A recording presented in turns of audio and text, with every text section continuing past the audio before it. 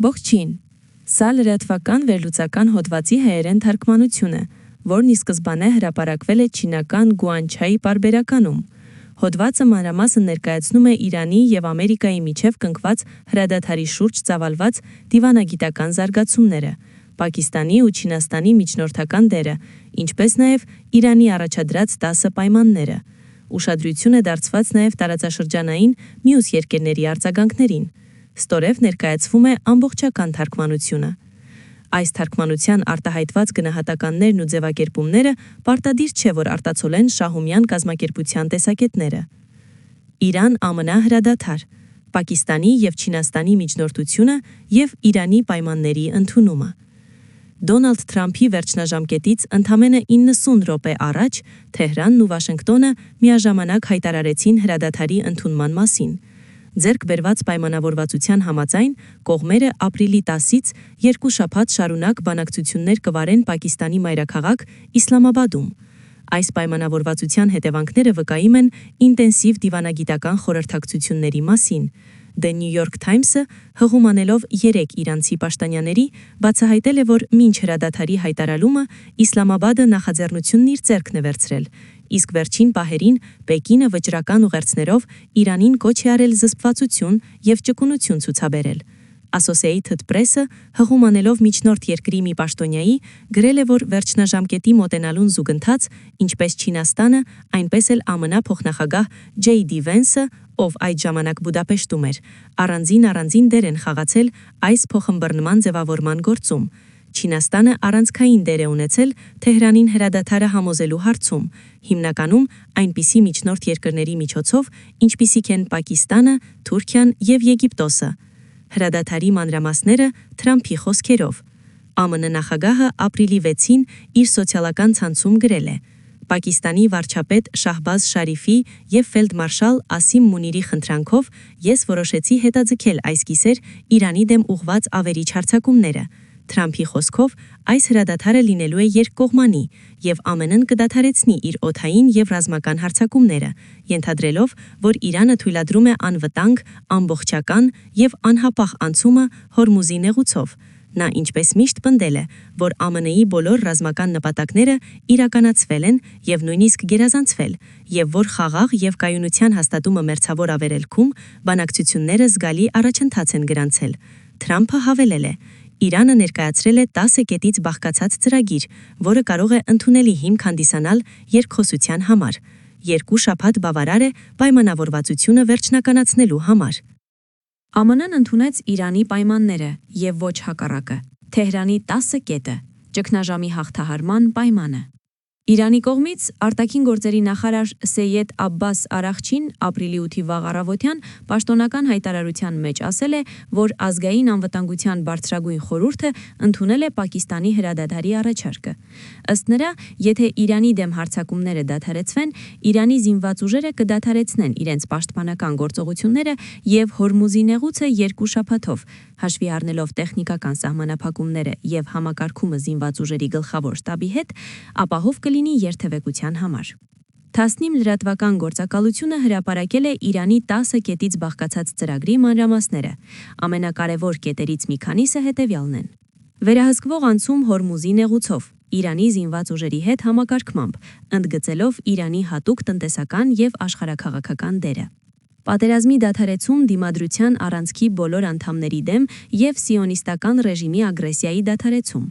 ԱՄՆ մարտական ուժերի ամբողջական դուրսբերում իրենց բազաներից և տեղակայման վայրերից տարածաշրջանում։ Անվտանգ անցման արձանագրության կնքում Հորմուզի նեղուցով, երաշխավորելով Իրանի առանցքային դերը։ Իրանին հասցված վնասների ամբողջական գնահատում և փոխհատուցում։ Իրանի դեմ բոլոր առաջնային և երկրորդային պատժամիջոցների չեղարկում, ինչպես նաև Անվտանգության խորհրդի և Միջուկային էներգիայի միջազգային գործակալության բանաձևերի չեղարկում։ Իրանի արտերկրում արգելափակված բոլոր ակտիվների ազատում։ Եվ վերջապես, վերենշված բոլոր կետերի ընդգրկումը Անվտանգության խորհրդի պարտադիր բանաձևում։ Ազգային անվտանգության բարձրագույն խորհրդի հայտարարության մեջ ընդգծվել է, որ Պակիստանը Իրանին տեղեկացրել է, որ ԱՄՆ-ն, չնայած արտաքին սպառնալիքներին, ընդունել է այս սկզբունքները որպես բանակցությունների հիմք։ Դրա համար Իրանի որոշումների կայացման բարձր մակարդակը կանաչ լույս է վառել Իսլամաբադի բանակցություններին։ Այնուամենայնիվ, այս հայտարարությունը հստակ ասում է. բանակցությունները չեն նշանակում պատերազմի ավարտ։ Պատերազմը կավարտվի միայն այն ժամանակ, երբ ընդունվեն բոլոր 10 սկզբունքները և վերջնականացվեն դրանց մանրամասները։ Պակիստանի և Չինաստանի միջնորդությունը վերջ դնել պատերազմին, որը չպետք է սկսվեր։ Պակիստանի վարչապետ Շահբազ Շարիֆը ապրիլի 8-ի վաղ առավոտյան X սոցիալական ցանցում գրած ուղերձում ասել է. ԱՄՆ նախագահ Թրամփին խնդրում եմ 2 շաբաթով երկարաձգել վերջնաժամկետը։ Մերձավոր Արևելքում ընթացող պատերազմի խաղաղ կարգավորման դիվանագիտական գործընթացը ուժգնորեն առաջ է ընթանում։ Նա նաև կոչ է արել իրանցի եղբայրներին 2 շաբաթով բացել Հորմուզի նեղուցը ծովային երթևեկության համար և բոլոր ներգրավված կողմերին կոչ է արել 2 շաբաթյա հրադադարի։ Միաժամանակ Չինաստանի արտաքին գործերի նախարարության խոսնակ Մաո Նինին ապրիլի 6-ին լրագրողների հետ ճեպազրույցում ասել է. ընթացիկ ճգնաժամի արմատը ԱՄՆ-ի և սիոնիստական ռեժիմի օդային հարձակումներն են Իրանի դեմ, որոնք հակասում են միջազգային օրենքներին։ Անհապաղ առաջնահերթությունը հակամարտությունների դադարեցումն է և բանակցությունների սեղանին վերադարձը։ Նա հավելել է. ճգնաժամի սկզբից ի վեր Պեկինը միշտ ունեցել է հավասարակշռված և արդար դիրքորոշում։ Չինաստանի արտաքին գործերի նախարար Վան Յինը առայժմ 26 անգամ զրուցել է Իրանի, Իսրայելի, Ռուսաստանի և Պարսից ծոցի երկրների պաշտոնյաների հետ և Պեկինի հատուկ ներկայացուցիչը ճանապարհորդել է տարածաշրջանում։ Վերջերս նաև Պակիստանի հետ համատեղ ներկայացրել ենք 5 կետից բաղկացած նախաձեռնություն, որն արտահայտում է համաշխարհային հանրության կոնսենսուսը պատերազմը դադարեցնելու համար։ Նա ընդգծել է. ուժը խաղաղություն չի բերում, և լուծումը այլ ճանապարհով չի անցնում, բացի քաղաքականությունից։ Անվտանգության խորհրդի արձագանքը՝ Բահրեյնի բանաձևի վետոն Չինաստանի և Ռուսաստանի կողմից։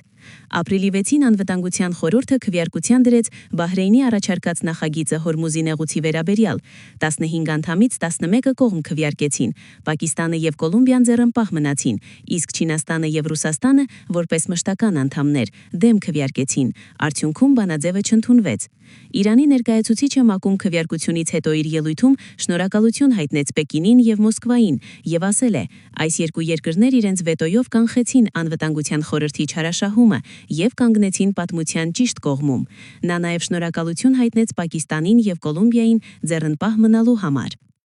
Իսրայել հրադադարը չի ընդունվել, հարձակումները շարունակվում են։ Չնայած Վաշինգտոնի և Թեհրանի կողմից հրադադարի հայտարարմանը, իսրայելական լրատվամիջոցները հայտնել են, որ Իրանի դեմ հարձակումները դեռ շարունակվում են։ Իսրայելի բանակը հայտարարել է, որ հայտնաբերել և ընդհատել է Իրանից արձակված հրթիռների մի քանի ալիք։ Իսրայելի ռազմաօդային ուժերը ապրիլի 8-ի վաղ առավոտյան ռմբակոծել են Իրանի ծանր արդյունաբերության թիրախները, և այդ ուժերի խոսնակը հայտարարել է, որ դեռևս հրաման չի ստացվել դադարեցնել թռիչքները։ Տարածաշրջանի այլ երկրներում նույնպես լարված իրավիճակ է հաղորդվել։ Քուվեյթը և Արաբական Միացյալ Էմիրությունները հայտնել են անօդաչու թռչող սարքերի և հրթիռների ընդհատման մասին։ Բահրեյնում ահազանգ է հնչել, իսկ Սաուդյան Արաբիան նախազգուշացում է ուղղել Ալ-Խարջ նահանգի քաղաքացիներին։ Խամենեիի հրամանը զինված ուժերին, ժամանակային տարբերություն մինչև ամբողջական իրականացում։ CNN հեռուստաընկերությունը հղում անելով ամերիկացի մի պաշտոնյայի հայտնել է, որ Թրամփի կողմից պայմանավորվածության հայտարարումից հետո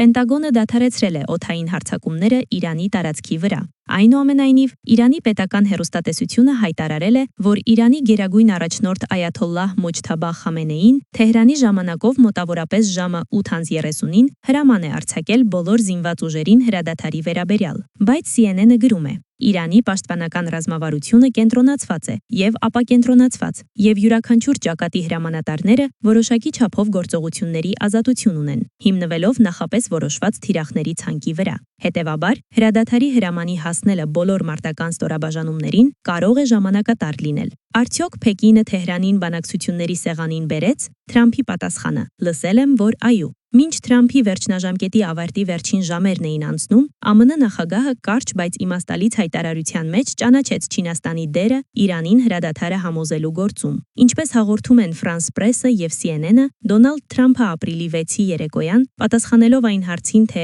արդյոք Պեկինը ճնշում է գործադրել Թեհրանի վրա բանակցությունների մեջ մտնելու համար, ասել է. «Լսել եմ, որ այո»։ Ի պատասխան Չինաստանի դեսպանատնու խոսնակ Վաշինգտոնում Լիու Փենգյունը CNN-ին ասել է. «Առաջին բախումներից ի վեր Չինաստանը միշտ ջանքեր է գործադրել հրադադարի հասնելու եւ պատերազմը դադարեցնելու համար»։ Նա հավելել է. «Պեկինը ողջունում է խաղաղության ճանապարհին ձեռնարկված ցանկացած գործողություն։ Հուսով ենք, որ բոլոր կողմերը կօգտվեն խաղաղության այս հնարավորությունից եւ կլուծեն տարաձայնությունները երկխոսության միջոցով, որպեսզի այս ճգնաժամը հնարավորինս շուտ ավարտվի»։ Ավելի մանրամասն միջնորդների դերի մասին The New York Times թերթը նաև ավելի վաղ, հղում անելով 3 իրանցի պաշտոնյաների, հայտնել է, որ մինչ հրադադարը ձեռք բերել է, Պակիստանը կազմակերպել էր ինտենսիվ խորհրդակցություններ, եւ վերջին պահերին Չինաստանը ուղղակիորեն միջամտեց եւ Թեհրանին կոչ արեց զսպվածությամբ եւ ճգնությամբ ճանապարհ հարթել լարվածության նվազեցմանը։ Associated Press գործականությունն էլ հղում անելով միջնորդ երկրի մի պաշտոնյայի գրել է.